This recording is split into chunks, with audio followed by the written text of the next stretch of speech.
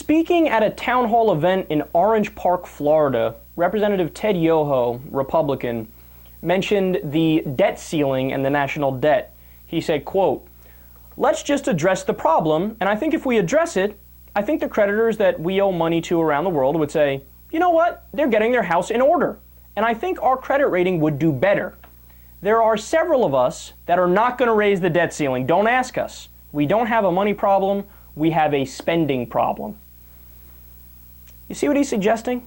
He's suggesting we default on our debt and don't raise the debt ceiling. For roughly the 9,732nd time, let's tell all these ignorant pricks again, the debt ceiling is about money we've already spent. So to not raise it, you're saying, I will not pay back the people we already owe money to. What happened, conservatives? I thought you're the party of fiscal responsibility, but now you're actively standing up to make the United States a deadbeat nation? I mean, who would do that? You want us to be a banana republic? You want us to not pay back the money we already owe? And the important thing, what would happen in the U.S. if we took his advice? I can tell you, we already know. There's many economists who have spoken out on this. First of all, scores of government functions would shut down.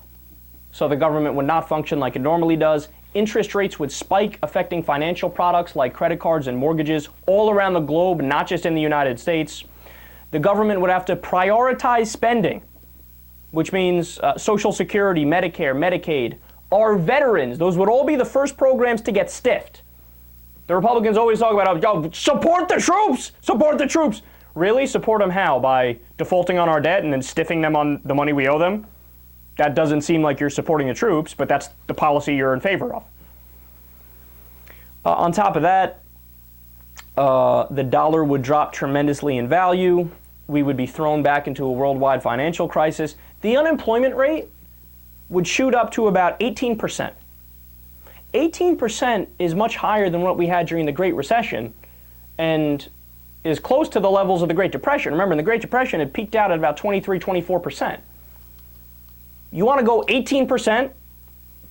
No, but see, this shows you he doesn't know what he's talking about. None of these House Republicans know anything about economics, know anything about government.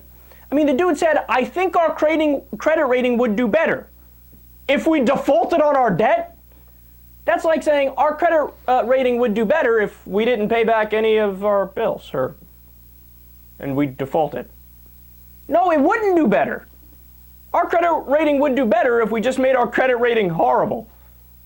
That's a contradiction. It doesn't make any sense. You don't know what you're talking about. And that's why I'm bringing this up, because this is inexcusable. This is a congressman. This is a representative. This is a guy who has a responsibility to know a thing or two about government and the way the country functions and the economy, and he doesn't. He doesn't know anything about it. Look, I'm not the smartest guy in the world. I just read some articles from different economists. That's it. That's all I did. He has the same opinion as a dude sitting on his couch in the middle of Indiana eating beef jerky watching NASCAR. I don't like debt, therefore don't raise the debt ceiling. It's common sense. There's a reason why people like that shouldn't be in government. But no, I